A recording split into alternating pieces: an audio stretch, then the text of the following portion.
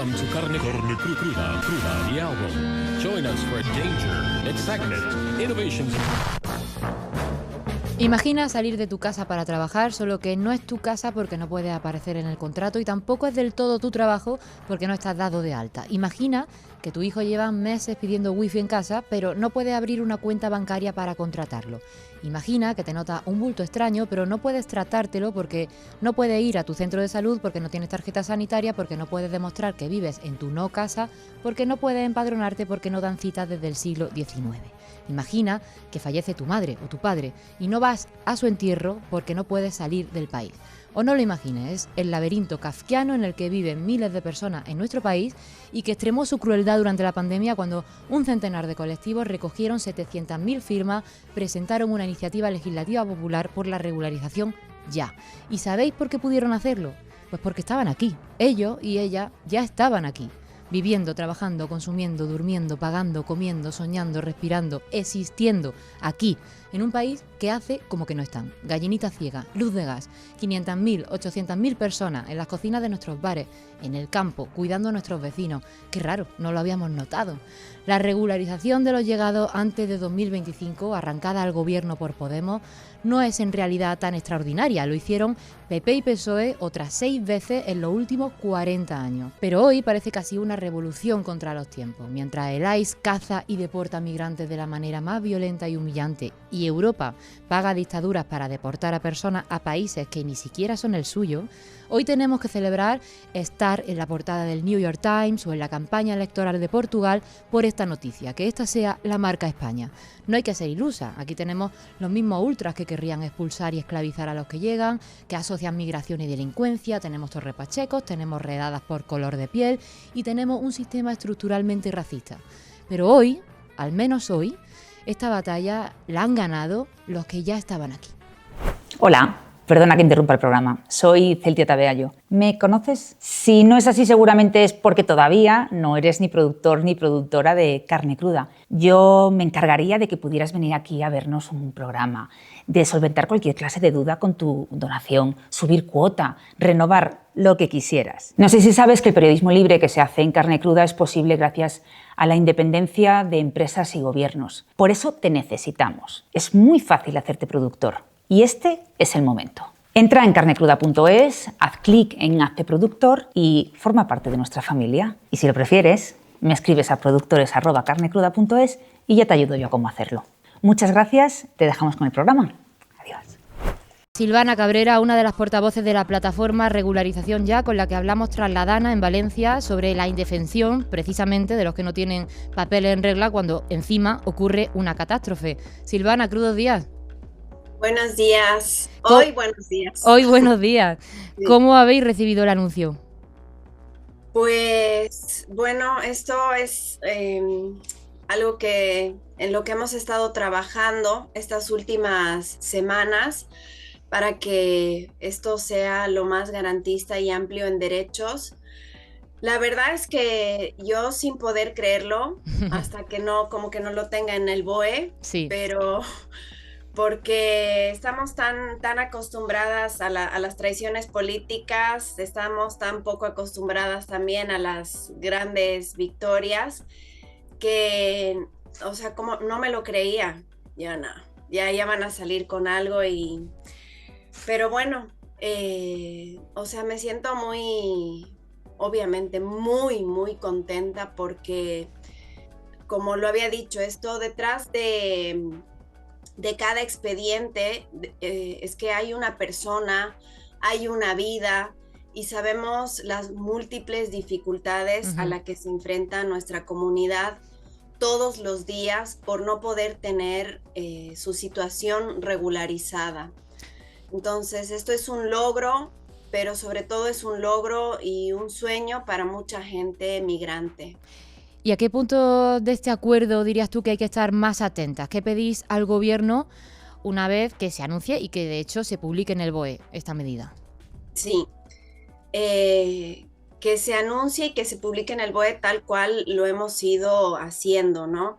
Entendemos que esta ha sido una negociación bastante dura y que se ha tenido que meter muchísima presión. pero lo que a nosotras nos interesaba era que abarque a la mayor cantidad de personas posibles y que sea una fecha pues lo más pronto a hoy, ¿no? Entonces este corte es hasta el 31 de diciembre, que se mantengan los requisitos que están escritos en el acuerdo, que los hemos publicado también en las redes de regularización, para que así sí puedan acceder a esto la mayor cantidad de personas posibles. Ahora, una vez escrito el BOE, yo creo, y con la experiencia que hemos tenido en la regularización extraordinaria de la DANA, creo que es fundamental por parte del gobierno, primero, informar a todas las instituciones que van a participar en esta regularización, sí, pero que llegue la información de manera correcta, porque eso fue una dificultad enorme que tuvimos en todas las instituciones públicas que participaron en la DANA. O sea, que no hubo una correcta información tanto hacia las instituciones como hacia la población, ¿no? Exacto, hacia las instituciones y hacia la población, y que esté en varios idiomas también, ¿no? Que no solamente pensemos que las personas migrantes que viven en territorio español pueden acceder fácilmente al castellano. Pues de todas esas peticiones, de todas las cosas que hay que estar muy atentos para que se cumplen, para que esta medida sea lo más garantista posible, seguiremos pendientes de todo lo que haga regularización ya. Silvana, te agradecemos mucho que hayas estado aquí hoy y enhorabuena por el trabajo conseguido. Muchas gracias, un saludo. Podemos ha conseguido un acuerdo con el Partido Socialista para que el Gobierno apruebe de inmediato una regularización extraordinaria de personas migrantes. Josep Bulet, compañero, activista e investigador antirracista. Crudos días. Crudos días. Tenía que preguntarte qué te parece este anuncio. Bueno, estoy muy contento, ¿no? Pero sí que es verdad que quienes creemos en la justicia social y en un sistema igualitario, a pesar de que celebramos esto, somos conscientes de que hay mucho trabajo por hacer, sí, ¿no? Porque no hay que olvidar que al final esto es una regularización extraordinaria. El sistema permanece, o sea, se siguen creando jerarquías de personas y se sigue deshumanizando a las personas que vienen del sur global, ¿no? Y también quedan otras muchas cuestiones pendientes, ¿no? Y sobre todo aquellas que tienen que ver con la lucha por la ciudadanía y por los derechos de la ciudadanía migrante. Y sobre todo queda un trabajo muy grande por hacer en la lucha contra el racismo social y el racismo institucional, ¿no? Pues una suerte que hoy tuviéramos preparado este programa contigo, porque precisamente de eso vamos a hablar hoy. Lo sufro a diario en transporte público, por las calles, incluso en las tiendas, miradas, seguimiento como si fueras a robar. Hasta que he crecido no he entendido realmente a lo que llaman moro. Se sienten con libertad de hablar mal de nosotros respecto a otros países. Considera de manera inconsciente que son ciudadanos de segunda categoría, que se les asocia una serie de estereotipos, prejuicios. Yo creo que antes simplemente, o al menos como yo lo entendía, era pues un marroquí y una forma despectiva de llamar a un marroquí. Pero ahora, cada día que pasa, me da la sensación de que el término cada vez es más grande y ya cabe casi todo lo que no nos gusta, que tenga la piel un poco más oscura que nosotros. Bueno, es una forma de buscar un enemigo. Para mí moro era que venía cualquier persona que venga del Magreb, o sea, una cuestión de origen, pero ahora mismo moro es todo lo peyorativo, una palabra cargada de odio, insulto hacia cualquier persona distinta a una persona occidental. De hecho, cuando no cumples con ese tipo de estereotipos, se sorprenden e incluso te felicitan. Que España es racista es una realidad imposible de apelar. También que el racismo se ceba más con unos que con otros. Según el Observatorio Español del Racismo y la Xenofobia, más del 90% de los mensajes de odio en redes sociales en 2025 estaban dirigidos contra personas norteafricanas y musulmanas, un porcentaje elevadísimo en relación a su peso poblacional. ¡Moro! ¡Vete de ahí que te va a llevar el viento! ¡Capullo! Organizaciones y partidos ultra descargan cada día con mayor impunidad su violencia verbal y en ocasiones física contra la población de origen árabe o religión musulmana de nuestro país, y no hace falta llegar a lo que vimos en Torre Pacheco, las microagresiones. Acabamos de oír a los afectados y también una de esas agresiones son cotidianas. La Asociación Marroquí para la Integración estima que menos del 7% de quienes sufren algún tipo de agresión islamófoba en España llega a denunciar ante la justicia. ¡Puto mono! ¡Puto mono! Por eso hoy nos preguntamos, ¿en quién pensamos cuando hablamos del moro? ¿A quién nos referimos? ¿Qué imágenes nos vienen a la cabeza? ¿Es racista hablar del moro? ¿Y qué es eso de morofobia? ¿Qué tiene que ver con la islamofobia y con nuestra historia y pasado colonial? Hoy hablamos del odio antimoro o morofobia, un racismo muy marca a España, de su historia, significado y usos, pero sobre todo hablamos del impacto que tiene sobre quienes son llamados así. Y lo hacemos con alguien que no solo lo sabe todo de este tema, sino que además es el rey del moropostureo en redes. Eso sí. Nuestro morólogo particular, Josep Fulet. Antes de empezar, ¿qué es el moropostureo? Uy.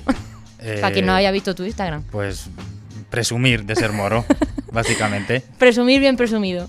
Hay dos palabras que se han demonizado mucho. ¿Cuántas personas están esperando para entrar en el continente europeo? Los de izquierda se les ponen los pelos como escarpias. El sistema migratorio que nos trae aquí de forma masiva. Que la solución es dejarles venir todos. Con los efectos llamada, con los taxistas del mar. Se trata de parar. Vamos con esa cosa llamada. El efecto. Efecto llamada. Llamada. El efecto llamada. Efecto llamada. Que España está ejerciendo hace muchos años ya. Es un día álgido para el efecto llamada. Menos mal que llamamos y siempre viene Josep. A quien le quiero preguntar algo muy básico. ¿Qué es un moro? Pues no está muy claro, ¿no? En principio este término sí que se ha venido empleando, como decían algunos de los testimonios, para referirse a la población norteafricana, que también conocida como población magrebí.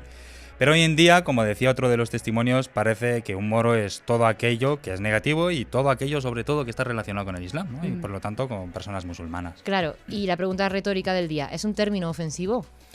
Pues para mí que una persona no mora me llame moro me parece ofensivo y hay que tener en cuenta que es una de las muchas etiquetas racistas que existen y que se han construido a lo largo de la historia, y estoy pensando en negro, en gitano, en indio, ¿no? Y es un concepto que encierra pues una diferencia negativa que se ha usado y que se viene usando para justificar a lo largo de la historia pues la persecución, la expulsión, incluso la aniquilación, ¿no? Por lo tanto, yo me pregunto, ¿para qué llamar a alguien moro si no es para diferenciarse de él, ¿no? Claro, para ser no moro. Y sin embargo, tú hablas y presumes de ese moropostureo, hashtag. Ahí me has pillado. El imaginario social español está lleno de adjetivos y dichos sobre el moro y ninguno es positivo. Se nos vienen muchísimo a la cabeza, no lo vamos a decir porque de verdad que sí. Moro es sinónimo de feo, de malo, de sucio, algo en lo que desconfiar, ¿no? Y como yo realmente no soy una persona vengativa, el moropostureo sí es una venganza y es una forma de decir, bueno, pues que aquí estoy, que no me escondo y no me avergüenzo de lo que soy, ¿no? Y si bien nadie sabe muy bien qué es un moro, yo creo que cualquiera que me ve sabe que soy moro. ¿Y a ti personalmente cómo te ha marcado ser señalado y tratado como tal, como moro? Bueno, a lo largo de nuestra infancia, de nuestra vida en general, creo que es la palabra que más veces escuchamos, ¿no? Sí. Y es decir, que nos marca desde que nos levantamos hasta que nos acostamos, lo vemos en los libros de texto, en los medios de comunicación, en los discursos políticos, y nos señala con recelo y como causa de todos los males sociales, ¿no? Claro. De hecho, yo diría con cierta seguridad que hoy soy activista y me dedico a lo que me dedico porque se me ha llamado moro, ¿no? ¿Les ha salido mal llamarte moro desde chiquitito? Eso parece. Entonces, una imposición desde la oposición, porque se usa para referirse a todo lo opuesto al español. Pero otra duda, ¿a qué nacionalidad remite lo moro? Pues por mucho que se nos mande allí, ¿Sí? no existe ningún lugar geográfico que se llame Morolandia. No. Y creo que sobre todo lo que se pretende es consolidar la idea una idea de qué es lo que es ser español, ¿no? Y es una manera de excluir que no solo, repito, nos afecta a los moros, también a los negros, a los gitanos y entre otros, ¿no? Aunque hayas nacido aquí. Sí, y de hecho durante las cacerías racistas de Torre Pacheco se hablaba de cazar al moro, aunque muchos de los vecinos a los que se señalaba habían nacido en Murcia. Sí, porque como cuentan investigadoras como Salma Amzian y Ainhoa Nadia en su libro La radicalización del racismo, la palabra moro es una categoría colonial que se ha venido utilizando para describir a un grupo de población muy heterogéneo que comparte una serie de características comunes. ¿Y esas características cuáles son? Bueno, yo creo que alguien a quien se le puede preguntar sobre estas características es la policía. Y no es broma, ¿no? Porque ¿acaso no son ellos los que están constantemente parándonos por esos controles en los que utilizan criterios raciales? Pero bueno, el imaginario colectivo está lleno de estereotipos y prejuicios acerca de lo que es un moro. Esas características creo que todos las tenemos en la cabeza. Sí. Y esta es una realidad que está muy explotada en el ámbito cultural. Que me siento un poquito moro. Sí, quizás sí me sienta un poquito moro. Y a lo que se refiere al tema este del morito Juan, quizá en principio lo hice con un poquito sentido, un poquito moro, porque la letra os voy a explicar más o menos cómo empezaba. Decía, yo soy un moro de Tánger que lleva la voz de mando. Yo me monto en el camello y ella que se vaya andando. Así, luego me puse a pensar y digo, no, voy a suavizar un poquito las cosas porque si no las mozas me van a dar una gran paliza. Bueno, el Fari, como cúspide cultural de este país, nos da algunas pistas de qué se entiende por moro, pero cuéntanos cómo se ha definido lo moro a lo largo de la historia. Pues de muchas formas. En el libro La imagen del magrebí en España, escrito por el doctor en Historia Moderna Eloy Martín Corrales, se recogen ilustraciones de lo más variadas sobre lo que ha sido un moro en los últimos 4 siglos y de verdad que os sorprendería saber cómo se nos ha descrito, incluso cómo se nos ha dibujado. ¿Cómo se os ha dibujado? Pues sí, se nos ha dibujado como animales, se nos ha puesto bozal, se nos ha encerrado en zoológicos, se nos ha pintado con pieles oscuras desde la lógica del binomio de que lo oscuro es igual a lo malo.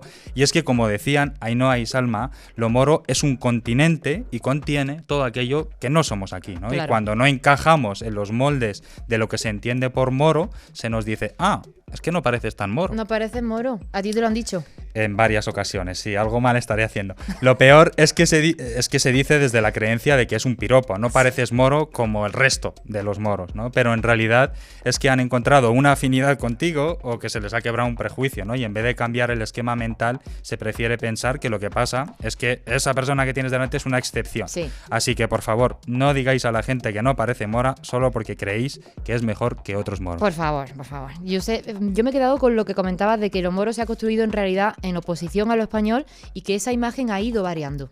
Sí, en el libro de Corrales se puede observar muy bien esto, ¿no? Mientras que hoy en día el moro es el sumum de la homofobia y del machismo, hace no tanto se pintaba y se representaba al moro como una figura muy feminizada y muy homosexual. No era como un blandengue, el moro. Siempre he detestado al hombre blandengue. ¿Tú no quieres matar hoy aquí con el Fari? Es que representa lo mejor. ¿Y alguna vez ha sido positiva la imagen del moro?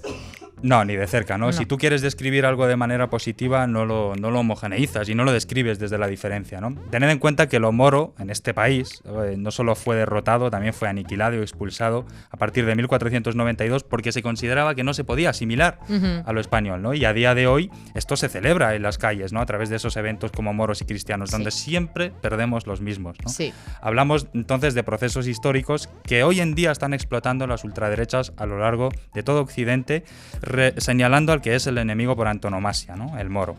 Más muros y menos moros de esos que no respetan a las mujeres. ¡Estamos aquí! Evidentemente estamos escuchando al líder de Vox, Santiago Abascal, pedir más muros contra los moros y es evidente que si hay un grupo de población diana de la ultraderecha a nivel global, ese es el moro, ¿no? Lo que se asimila como musulmán. Sí, total. De hecho, se puede ir país por país señalando estos discursos en los líderes de la ultraderecha, ¿no? Podemos pasar por la Francia de Le Pen, la Italia de Meloni, la Holanda de Wilders o la Alemania de la AfD, ¿no? Pero la morofobia, el racismo antimusulmán y la islamofobia, a nuestro pesar, no son monopolio exclusivo de la ultraderecha. No, has dicho además que morofobia, racismo antimusulmán, islamofobia, son 3 términos que no sé si son lo mismo, ¿en qué se diferencian? Bueno, pues yo no os voy a contestar a eso. Os he traído a una invitada que nos va a arrojar luz sobre estas cuestiones. Ella es Fátima Tahiri, es doctora en Estudios Árabes e Islámicos y profesora en el grado de Estudios de Asia y África en la Universidad Autónoma de Madrid. Y además es fundadora del blog Mektub, ¿no? Un espacio de debate y análisis de las vivencias de la diáspora mora y musulmana en el Estado español. Fátima, crudos días. Crudos días. Te hago esa misma pregunta. ¿Cómo se interconectan morofobia, islamofobia y racismo antimusulmán?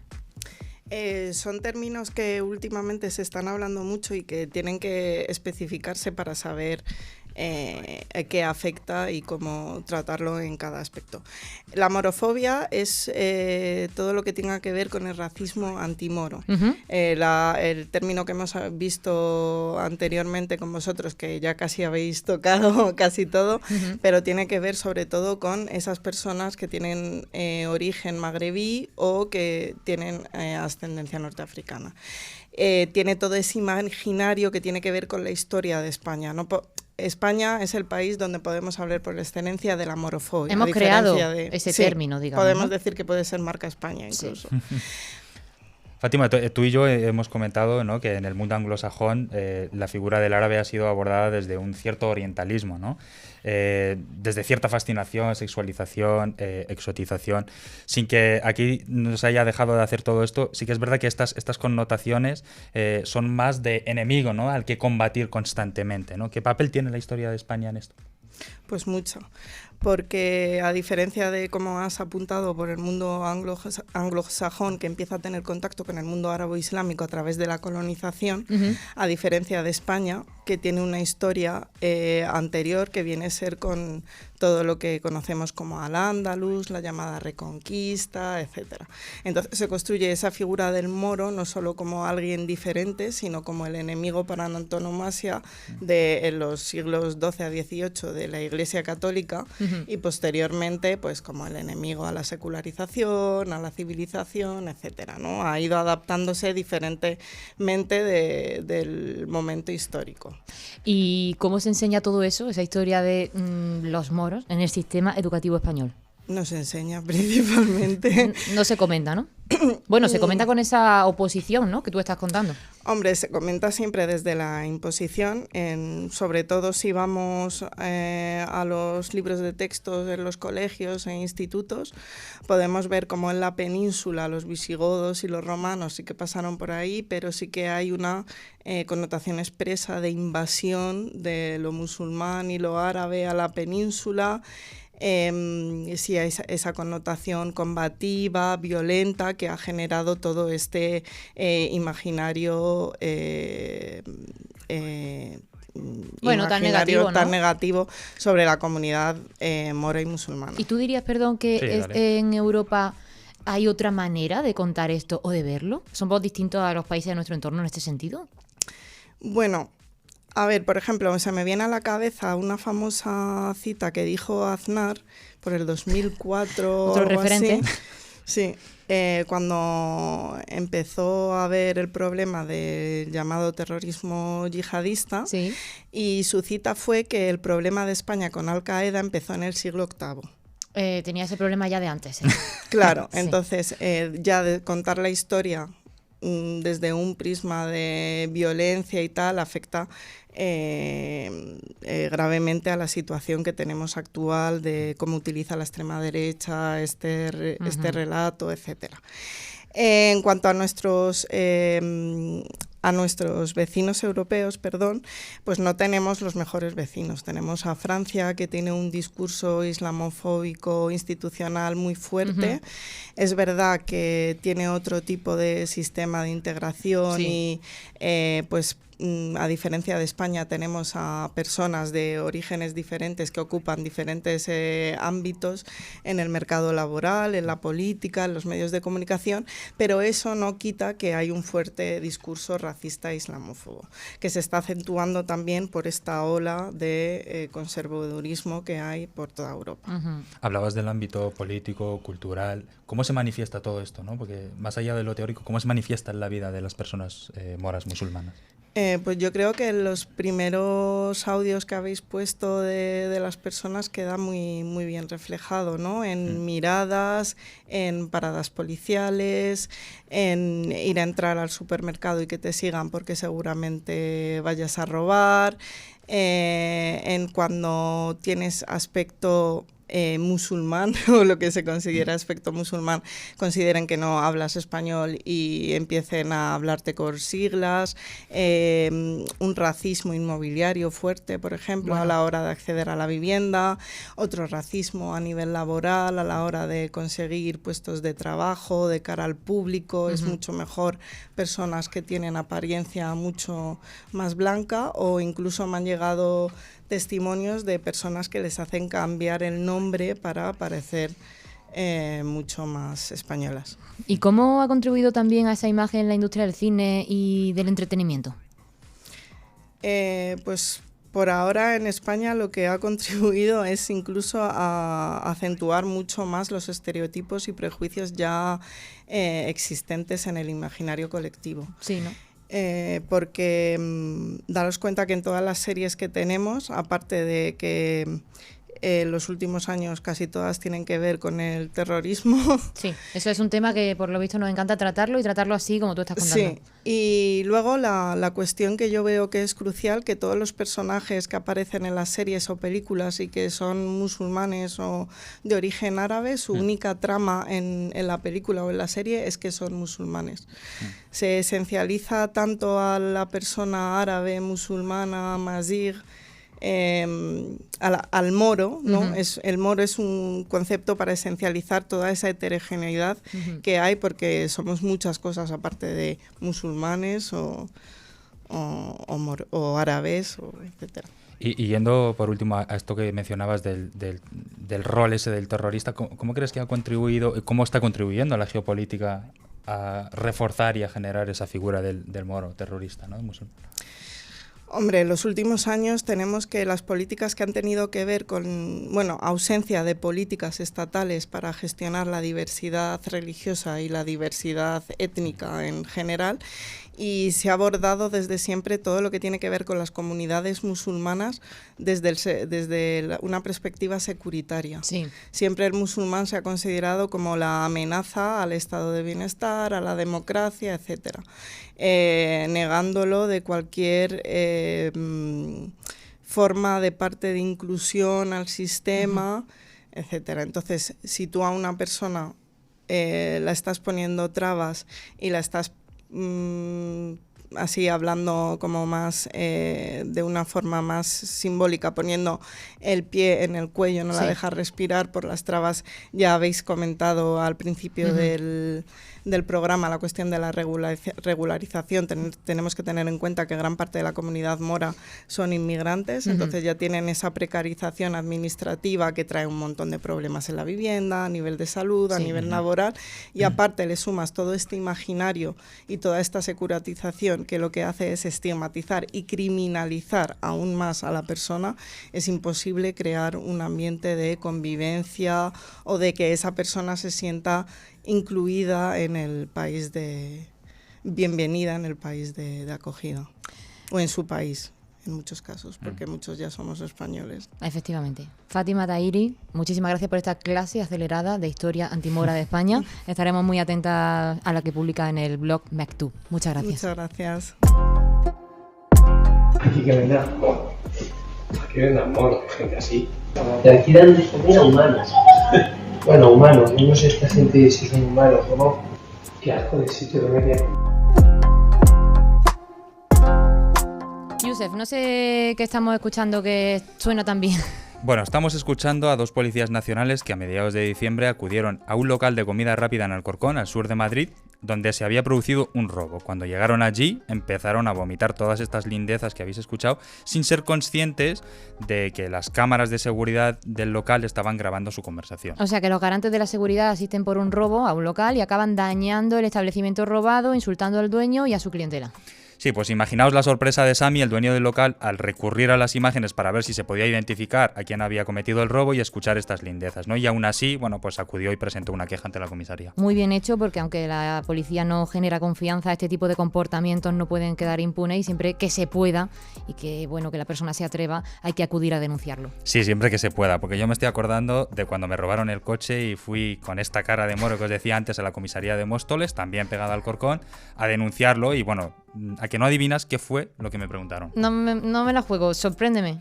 Bueno, pues fui a denunciar el robo de mi vehículo y acabé interrogado sobre vehículos robados y me preguntaron si tenía denuncias por robo y cuántas. El estereotipo básicamente es una persona fundamentalista en su concepción, es que practica el Islam, ayuna, reza, viaja a la Meca, da el zakat, que es el impuesto anual. Porque otro clásico es presuponer que en todo musulmán hay un potencial terrorista, ¿no? Escuchamos al politólogo y sociólogo Mohamed Mustafa, especialista en análisis del terrorismo y diputado de Ceuta Ya, en el documental Es por tu seguridad, engranajes institucionales de la islamofobia. Claro, porque en todo musulmán hay una amenaza potencial para la seguridad.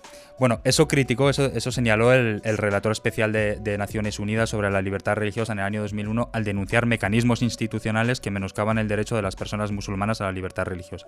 De hecho, el informe Sospecha, discriminación y vigilancia de la Red Europea contra el Racismo también señala que las medidas antiterroristas de países como España construyen y refuerzan esa imagen. Que te pueden acusar de terrorismo en cualquier momento, vaya. Sí, como le pasó a Nordin Yemlahi, Nordin Workout en YouTube, donde tiene más de 500.000 de seguidores como experto en calistenia y street workout, o sea, entrenamiento de calle.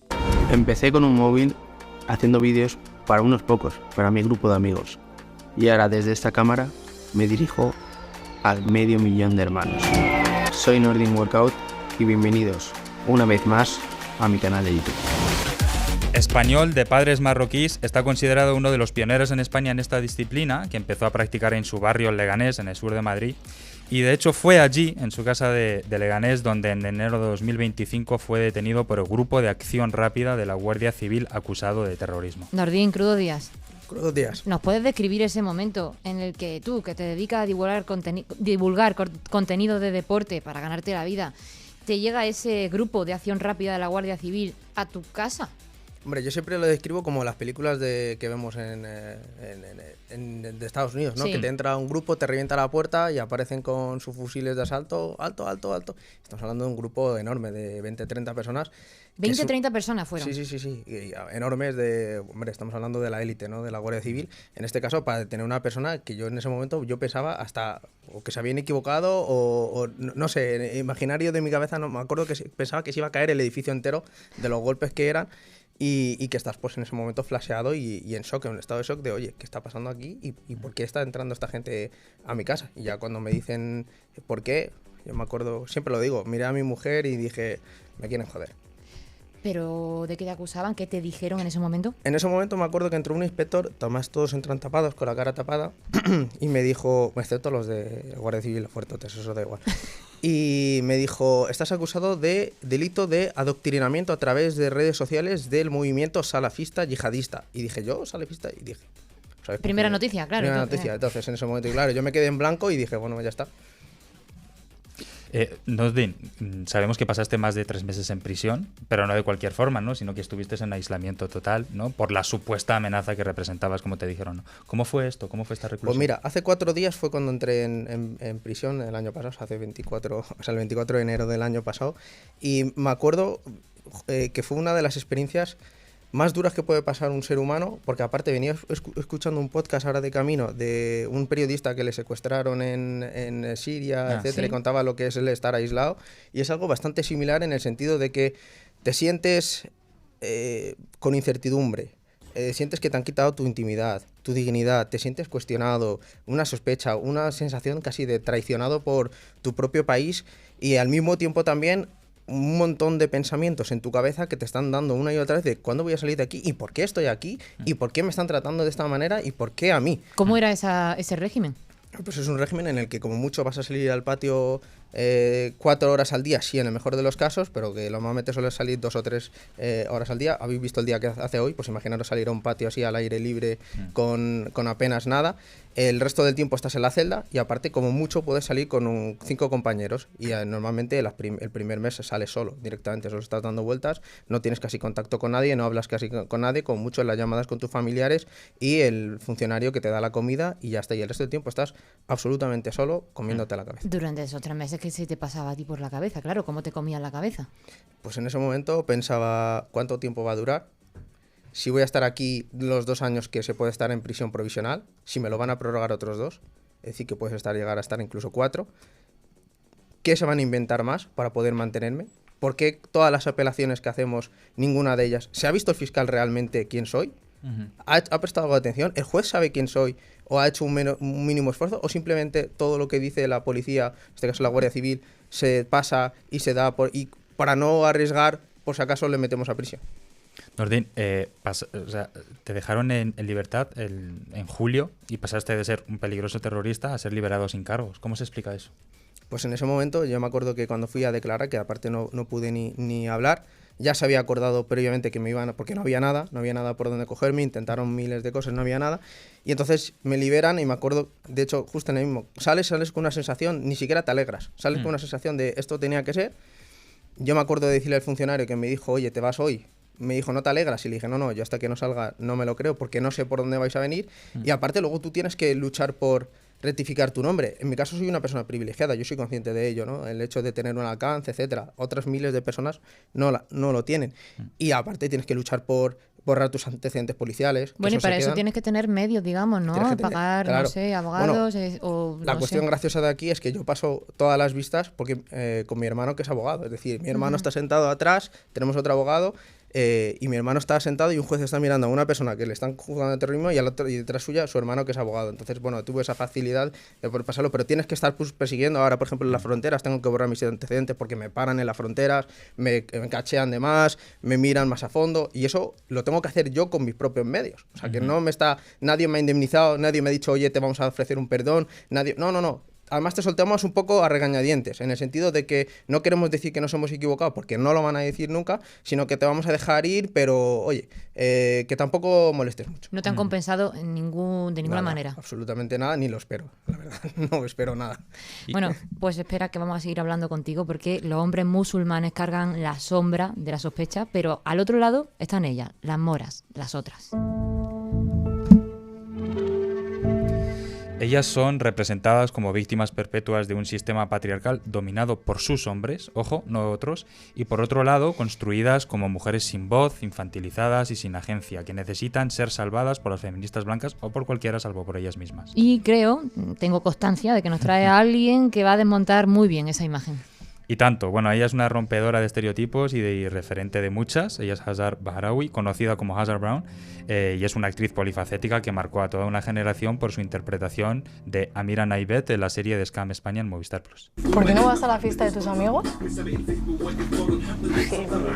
Ya sé lo que va a pasar, o sea, humo, gente desconocida, que gente además nueva preguntándome por lo que llevo en la cabeza. Es una persona que es muy conocida en los ámbitos activistas y además es una persona muy concienciada con esto. Sí, crudos días, Hayar, ¿cómo estás? Crudos días, muy bien, ¿qué tal vosotros? Pues muy bien, te quería preguntar qué ha supuesto para ti, con poco más de 20 años, convertirte, en la primera musulmana en tener un papel protagonista en la televisión española usando velo.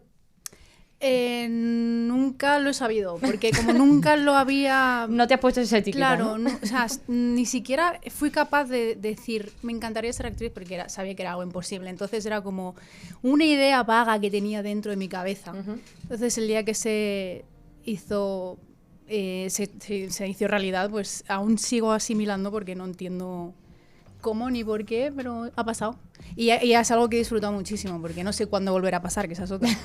Bueno, es que el mundo de la actuación, tremendo. ¿Qué barreras tiene precisamente una mujer musulmana o cualquier persona, también te digo, de tu edad, siendo una mujer joven, en la pantalla, mezclando todo eso? Pues cualquiera cualquier barrera desde que sales de casa. Sí. El tener que explicar absolutamente cómo funcionas, como si fueses una alienígena. Que no se respeten un poco tus creencias o prácticas, sobre todo, ¿no? Ellos tienen sus 5 minutos para fumar, pero yo no para rezar. Que no se tenga en cuenta mi vestimenta, por ejemplo. O sea, es algo obvio que llevo un hijab en la cabeza, entonces a la hora de hacer pruebas de vestuario como que, pero es verdad, eso como también. No sé, como... Tráetelos tú, entonces yo voy con mi maletita de 10 kilos con mis 80.000 hijabs y me los tengo que poner yo en el set sin tener ese tiempo como tienen el resto de peluquería. Simplemente, como no han tratado ninguna vez con una persona musulmana, pues lo tengo que hacer todo yo, porque sé que si no, no lo va a hacer nadie. O sea que más allá de exigencias o de peticiones, es más bien como un desinterés, una desinformación, ¿no? Sí, desinformación diría yo. Y no es también o lo tomas o lo dejas, ¿no? ¿O ha habido algún momento en el que has dicho, mira, yo por aquí no paso y ya? ¿Sabes qué pasa? Que a mí ya me conocen bastante, ya saben cuál es mi carácter, ya saben que sí, que no, ya saben que soy yo de las que si tú me das un contrato yo también tengo otro, con mis condiciones. Entonces, en concreto conmigo sí que saben lo que hay, pero sé que conozco de otras compañeras también que se quieren dedicar a este mundillo y me hablan pues porque saben que yo me muevo mucho por ahí y que no es igual. Entonces depende también del nombre que tengas o la influencia que tengas. Por eso quizás HQ te ha incluido en su serie Generación Hype, esa nueva hornada de actores y actrices que conocemos por series y pelis en streaming y por las redes sociales, y ahí explicabas esto. Al ser, creo que, de las pocas representaciones tan fieles, ¿no?, a lo que es un adolescente musulmán en España, tenía un sentimiento de querer abarcar todo. O sea, rollo, todo lo bueno que no se ha visto en el resto de personajes, querer hacerlo en Amira. Entonces, yo he vivido 2 adolescencias, la mía chunga, traumática que tenemos todos, y luego la de Amira, la que siempre he deseado. ¿Cómo viviste esa responsabilidad? Que no es poca cosa, ¿eh? Es que una mujer musulmana con hijab siempre tiene una responsabilidad de más. O sea, yo, por ejemplo, cuando salía de la universidad y había suspendido un examen, sabía que no podía llorar hasta llegar a mi casa por si pensaban que me había pegado mi marido o si necesitaba cualquier ayuda. Entonces, cuando una vive con esa responsabilidad sobre la sociedad, ¿no? Sabe la gente, bueno, yo me tomo como que mi hijab es un estandarte del Islam, y que cualquier cosa que haga, más siendo mujer, estamos más vigiladas, pues va a repercutir, porque estamos muy politizadas. Entonces, cuando ya vives día a día, desde muy temprana edad, con esa responsabilidad, ponme donde quieras porque va a ser exactamente lo mismo. Entonces es como, es una responsabilidad obligada. Si hubiera sido elegida, encima todo el rato en cualquier ámbito, ¿no? Sí, entonces dentro de esta industria pues ha sido, bueno, como cualquier barrera que cruzo más. O sea, no hay mucha diferencia. ¿Recuerdas alguna anécdota, algo que te haya pasado en los rodajes que te llamara especialmente la atención? En cuanto a... Bueno, en cuanto a esto, a que haya estereotipos que hayan tomado... Mira, después de haber rodado 2 años la serie, un técnico me dijo, pues saliendo ya, viendo tu hermana, hemos terminado la jornada de grabación y tal, y salimos y me dice, ay muchacha, pero aún sigues con eso en la cabeza, quítalo ya, que ya hemos terminado de trabajar. Y yo en plan, después de 2 años... Sabes que vengo todos los días al set con esto, salgo con esto y hablamos en la serie sobre esto. Me dices, quítate eso ya de encima. ¿Pensabas que todo era un disfraz, un personaje? Entonces es como, wow. O sea, teniéndolo enfrente, aún así no... Otra vez mucho desinterés. Sí, bueno, a ver cómo te hago esta pregunta, porque ya lo que acabas de decir. Tú decidiste dejar un poco de lado la interpretación y centrarte en estudiar, ¿no? De hecho, eres ingeniera civil, pero también influencer de moda, embajadora de marcas. En todos estos ámbitos, ¿sientes que tienes que seguir explicando las cosas, aclarando que decides por ti misma? Sí, porque al haber tan pocas, es decir, 2 contadas, sé que mi objetivo principal es fisurar cualquier departamento que pueda tocar. En plan, necesito estar presente, porque ya con estar presente se dice mucho. No hace falta que me llene la boca de hablar súper bien o decir esto aquí o hacer esto o ser excepcional o ser tal. Simplemente con estar creo que ya es suficiente. Entonces, siempre, o sea, hasta que no haya muchas hijabis, no pienso... o sea, el monopolio de momento voy a tocar todos los ámbitos posibles para al menos seguir estando. Qué bien lo dice Hayan. Vamos a sumar a otra voz más. Haciendo honor al nombre del programa, Efecto Llamada, si no lo sabíais, he llamado a una persona más para montar una tertulia de moros y moras en toda su dimensión. Que esté la mesa llena. Venga. Muy bien. Ya mismo me voy yo y estáis todos ustedes. Ya hemos echado a Javier, solo faltas tú. Sí.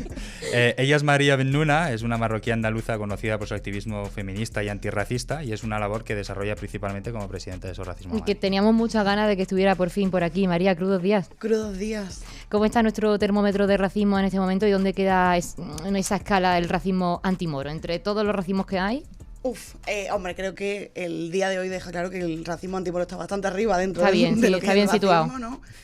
El termómetro del racismo está caliente, ¿no? Creo que es una cuestión evidente que en los últimos años tenemos una tendencia hacia una polarización muy grande.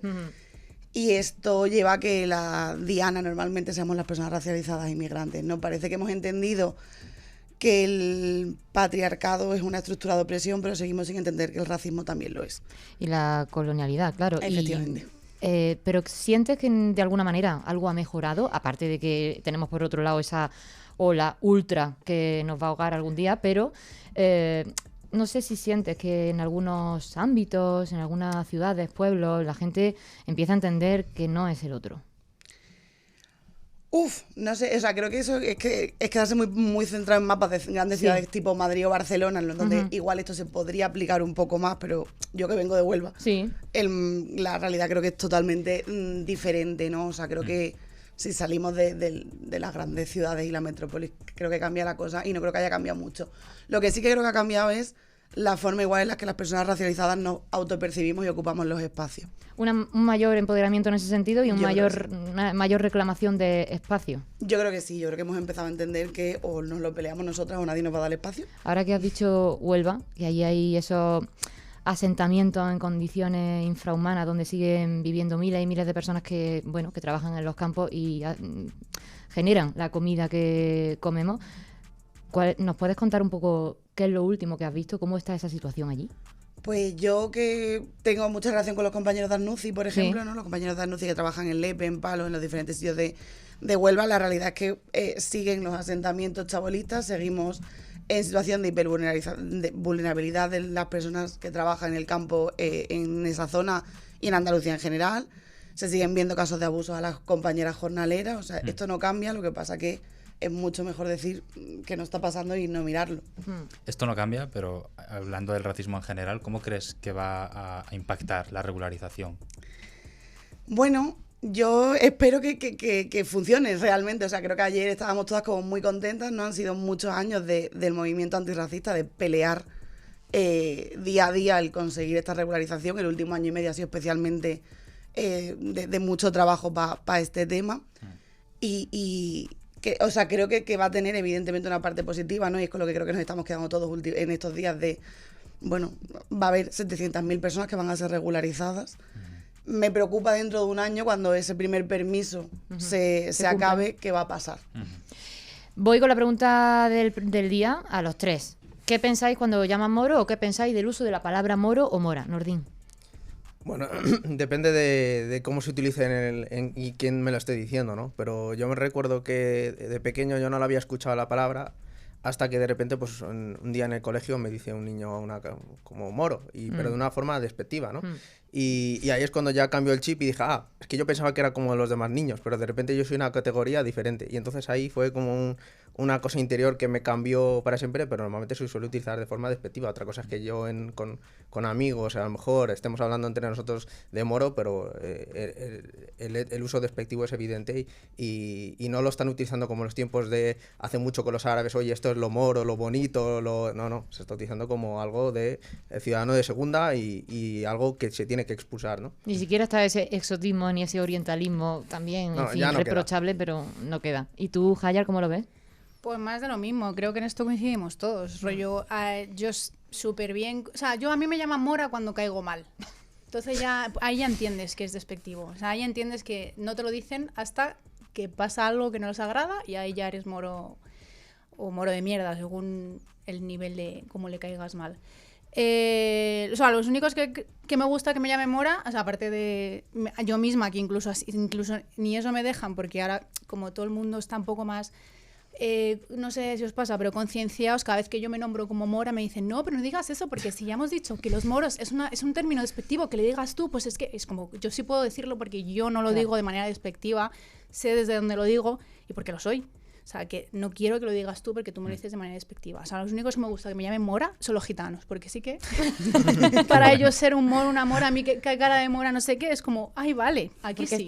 Está relleno de un contenido bueno.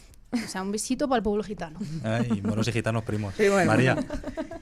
Bueno, yo creo que estamos todos en la misma línea, ¿no? En plan, a mí el moro muy bien si lo utilizo yo, ¿no? Si decido yo qué valor tiene. Evidentemente, ser moro en este país es bastante complicado, entonces creo que mientras que nos lo reapropiemos los moros y las moras, todo en orden.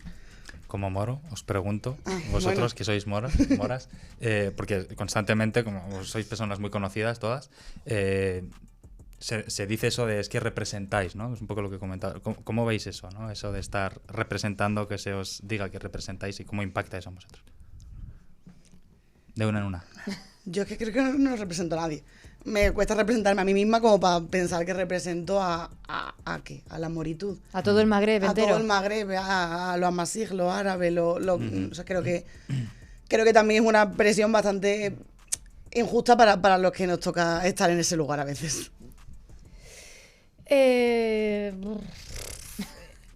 Claro, o sea... O sea, mira, yo tengo la suerte de que soy mora y también musulmana, practico el Islam, me encanta a mí el Islam, soy súper fan del Islam. Entonces ya dentro de nuestra doctrina ya te exige sin querer un poco ser ejemplo. Sí. Intentar hacer las cosas bien, hacer las cosas bien, que la intención al menos sea hacer las cosas bien. Entonces, como ya lo llevo en mi día a día, en lo que practico, pero también estoy muy aferrada al error. O sea, sé que es algo que siento que, sobre todo los moros que representamos, tenemos que permitirnos errar y sobre todo humanizarnos, porque es esta cosa de estar expuestos y o tenemos que ser el moro excepcional, el que saca 10, es la ingeniera, la que hace todo, lo sé qué, la que inviste todo. Bueno, y feminista, ¿no? Sí, tenemos que serlo todo. ¿Cómo explicas? Todo. Y yo reivindico hacer las cosas pues como el resto, a ver, cagarla a veces, de vez en cuando. ¿Tú también te equivocas alguna vez, Nordin? Yo es que la verdad que estaba pensando en la pregunta y digo... ¿Cuántas mochilas he cargado de este tipo? En el sentido de decir, no solo la mochila de, oye, mis padres han hecho un sacrificio muy grande, yo tengo que demostrar aquí en casa un nivel alto, ya no solo de estudios, ya no solo de no liarla y que nunca venga la policía a casa jamás de los jamases, porque eso podría ser grande, no cometer errores. Ahí no lo hiciste fino, ¿eh? Ahí no lo hice. Menos mal que estaba ya independizado. Pero luego después también en el trato diario, sí que es verdad que sin quererlo, y esto es algo que la gente no se da cuenta, tú cargas con una presión de tienes que hacer las cosas muy bien, porque como tú te equivoques, va a ser una cuestión que va a afectar a todos los de la mesa indirectamente. Entonces tú estás diciendo, ostras, es que es una presión tan grande que yo salgo a la calle y tengo que ponerme un traje de persona perfecta. Buenos días, ¿qué tal? ¿Cómo estás? ¿Te ayudo? No sé qué. Y a mí ya me sale pues natural, porque ya por Islam, como ha dicho la hermana de Jar, pues te impulsa a ser un Pero es verdad que cuando tú te equivocas, en ese aspecto te puedes permitir muchísimo menos que otra persona equivocarte en eso, porque ya te van a hacer un clip, sobre todo si ya eres una persona que tiene un cierto seguimiento, te van a hacer un clip y van a decir, pues mira, esto es lo que piensan todos los marroquíes o de origen marroquí de esto, y entonces no es justo en ese aspecto, pero bueno. ¿Y qué pensáis de un concepto como el de integración? Ay. ya lo ha dicho todo. Integrarme ya de que no todo. Basta con nacer aquí, no basta existir. con tener este acento. O sea, yo creo que el lenguaje que uno tiene te habla del origen de uno. Bro, mi acento es súper madrileño. ¿Qué más? ¿De verdad crees que tengo que integrarme simplemente porque no luzco exactamente como tú? Estás mazo integrada. Mazo. O sea, yo esa palabra la odio. No soporto. No, y además la idea de la integración es de perder lo que eres, ¿no? O sea, o tu, la otra parte, ¿no? Claro, tu bagaje o de dónde vienes, ¿no? Tienes o sea, que elegir. Claro, o soy lo que la cis heteronorma blanca española elige, o no sirvo, ¿no? Entonces creo que, claro, o sea, bueno, yo es que integración es una palabra que tengo totalmente eliminada. Vamos a no usarla aquí ya nada más. No, vamos a quitarla. Nordin, tú muy integrado no creo, ¿no? No, yo poquito. No, de hecho, es una cuestión que a mí cuando me preguntan, es que no, a veces, ¿no? La típica como es que no os integráis. Digo, ¿a qué te refieres con integrar? Defíneme a ver lo que es. ¿Qué es comer jamón? Hay gente que es vegana, no están integrados. ¿Qué es ser cristiano? Hay gente que no tiene ninguna religión, que es atea, tampoco son españoles. Y entonces al final se acaba reduciendo la conversación a ser blanco y ser de unas concretas formas de pensar que solo es un colectivo concreto. Entonces, muchas veces esa pregunta, si se la haces y empiezas a hacerle tal, no tiene ningún sentido, porque integrados, ¿qué es integrar? Pagar impuestos, formar parte de la sociedad, aportar a la cultura, aportar. Hombre, pues aquí creo que hay muchísimos ejemplos que no es que ya estén integrados, que son un ejemplo en la sociedad y que a lo mejor para otra persona no es parte de la sociedad, pero bueno, si no te gusta, pues te jodes y te aguantas. A llorar a tu país también, como se dice, ¿no? Pues a llorar a tu país aquí. Tú sí eres ponente, Hayar, por decisión propia, de un feminismo interseccional que no sé si te cuesta mucho explicar continuamente, que eres musulmana y feminista. Sí, por el imaginario este de que en el Islam son todos súper machistas y lo único que hacen es gente barbuda tapando a las mujeres que tenga a su alrededor, madres, hijas, primas, hermanas, y ya. Entonces, como que primero tengo que, claro, tengo que que atravesar varios prejuicios que van entrelazados, entonces me hace muy complicado este tema, muy complicado, porque es explicar primero, desengranar el racismo, la islamofobia, el feminismo, y luego decir, existe, hola, ¿no? Entonces, y aún así, que no sea suficiente. Claro, nunca es suficiente, ¿no? Siempre hay algo a ti te están obligando a ser así, ¿no? No es una decisión propia, parece. Sí. Muy rápido, última pregunta. ¿Qué deberes tenemos pendientes como sociedad en esta revisión en materia de racismo antimoro, concretamente? María, recetas. Deber grande. Yo siempre pienso que el primer deber que tenemos es revisar cómo estudiamos la historia y cómo hablamos de la reconquista de Al-Ándalus y toda esta historia, ¿no? O sea, creo que si entendemos que la historia antimora de España empieza en 1492 igual, entenderemos todo lo que viene detrás. ¿Nordín? Pues mira, yo creo que a mí una de las cosas que más me decepciona, y lo estaba pensando el otro día, y digo, hostia, estamos en un medio de un gobierno progresista, pero hay ciertas políticas institucionales súper racistas y súper islamófobas que no se están abordando y que nos afectan a todos indirectamente. Es que da igual que no seas musulmán, porque con que seas un poco moreno ya te van a catalogar. Y que me parece increíble que se mantengan cierto tipo de narrativas, que se mantengan cierto tipo incluso de los parámetros que hablábamos a la hora de determinar quién es radical y quién no es radical, y cómo se está contando esa historia desde la propia institución, cuando supuestamente pues estamos en un gobierno progresista que está avanzando, etcétera, y eso es un total abandono. Entonces a mí me parece que es una problemática muy grande, porque cuando ya continuamente eres un sospechoso, entonces tu forma de actuar en el día a día cambia y eso te perjudica en tu día a día, y eso no solo me afecta a mí, que me ha pasado en esto, o sea, afecta a todos los demás, porque eso lanza un mensaje indirecto a todos los demás. Oye, cuidado, que si te equivocas un mínimo o si tienes algo tal, o da igual que no te equivoques, te vamos a poder buscar las cosquillas y te vamos a poder hacer daño. Entiendo que te refieres a tanto de redadas policiales, paradas por perfil racial y todo el mundo securitización. Es que eso empieza falsa por ahí y acaba por lo grande, ¿no? Que es el terrorismo, etcétera, etcétera. ¿Hayar?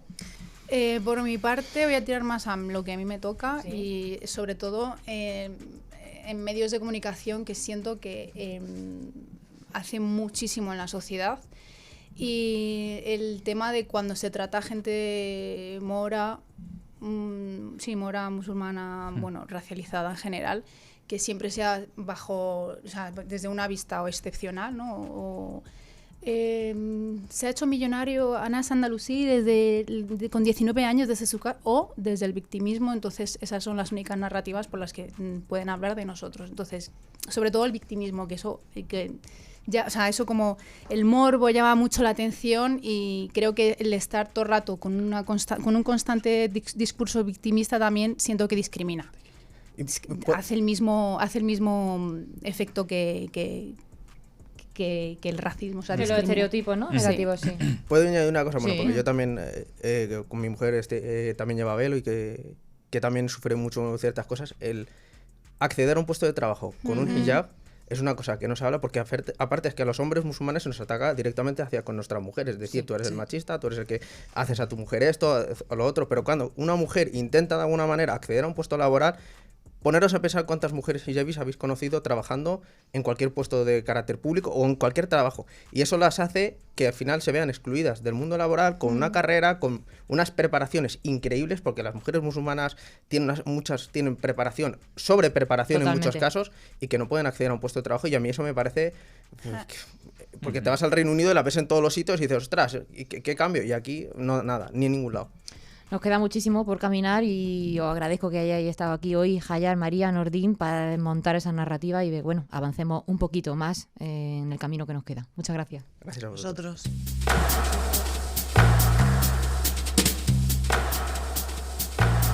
Tenemos poquito tiempo, pero Yus, queremos sacar una conclusión de a dónde nos lleva todo esto en un momento como el actual, donde aquí tenemos esta maravillosa noticia de la regularización extraordinaria, pero no quita que asistamos a la criminalización y persecución del diferente, especialmente, bueno, lo estamos viendo con la cacería montada por el ICE, pero también aquí en España. Sí, bueno, pienso que lo que hace el ICE en Estados Unidos, lo que hace Israel en Palestina o lo que hace la Unión Europea en el Mediterráneo se parecen en una cosa, ¿no? Que tienen como víctimas a grupos de población que han sido históricamente deshumanizados, ¿no? Y esta deshumanización no es repentina, sino que se institucionaliza y se normaliza socialmente. Y, como hemos visto, palabras como moro son las que hacen posible este proceso de deshumanización. Los diferentes policías del Estado español que paran a diario a personas que leen como moros, los centros de internamiento de extranjeros que están llenos de moros y, como hemos dicho ya, las políticas fronterizas que tienen como objetivo que los moros no lleguen vivos. Lo que quiero decir es que no se llega al ICE de la noche a la mañana, sino gracias a años de políticas de normalización de situaciones que luego la ultraderecha lleva al extremo cuando llega al poder. Y tenemos que desnormalizar esto. Me levanto y aplaudo. Del blanco también se sale. Que del blanco también se sale. Del blanco también se sale. Yo creo que nos va a ser mucho más fácil desnormalizar todo esto si nos recomiendas cosas que ver, hacer y leer. Cosas moras. ¿Queréis caldo? Y os voy a dar 2 tazas. Cosas moras, sí. Hablando de teatro, si estáis en Las Palmas, os recomiendo mucho la adaptación musical de Supersaurio, el éxito literario de Meryem El Mehteti, una canaria de nacimiento y de raíces marroquíes, en el que narra la tensión constante entre la identidad y la pertenencia, cuyas funciones serán el 6 y 7 de marzo, pero las entradas vuelan. La verdad que tiene una pintaza increíble. Si Las Palmas os pilla lejos, os podéis ir al otro extremo, a Bilbao, donde Younes Cheib estará el 12 de abril con sus monólogos mordaces, donde habla precisamente también de la tensión entre raza e identidad, alguien a quien esperamos tener muy pronto por aquí. Hombre, ya que se ha mudado a Madrid y dice que no le gusta, por lo menos que aproveche y venga a la República. Totalmente. En formato audiovisual, es verdad que ya he comentado el documental de Es por tu seguridad, engranajes de la institucionales de la islamofobia, pero hay otros como Arhas, ARRHASH, y Los soldados de Franco, la historia secreta de los marroquíes en la Guerra Civil Española, que ambos hablan de la historia de España y su relación con el moro, ¿no? Y que estos 3 documentales están todos gratuitos en la red. Lo voy a repetir. Es por tu seguridad, engranajes institucionales de la islamofobia, Arras, que se traduce como veneno en Amasig, o el documental Los soldados de Franco, historia secreta de los marroquíes en la Guerra Civil Española. Muy bien. Y todo esto lo podéis complementar con lecturas. Os he nombrado ya 2 autoras, Salma Amziana y Ainhoa Nadia, pero también os quiero recomendar a mi tocayo Youssef El Maimouni, quien acaba de publicar su primera novela en catalán, Que en diré del día de avui, que pronto saldrá al español. Lo que sí que está en español son sus 2 maravillosas novelas anteriores, Cuando los montes caminen y Nadie salva a las rosas. 2 libros que debes de tener en tu biblioteca sí o sí. Muy bien. Y una última recomendación. En realidad es todo el trabajo de ella, ¿no? Pero especialmente su novela gráfica, Mal olor, estoy hablando de Nadia Hafid, en la que desde un pensamiento nada autocomplaciente aborda el racismo y la hipocresía de la sociedad actual. Tenemos deberes. Como veis, recomendaciones todas para mororizaros a cuotas máximas, porque el moropostureo, como hemos dicho, no se hace, hay que hacerlo.